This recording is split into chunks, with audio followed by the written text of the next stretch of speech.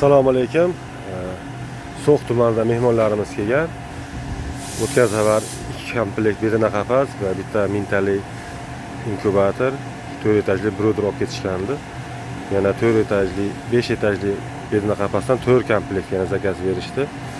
Shu mahsulotimiz yoqqanligi uchun yana kelib sotib olishyapti.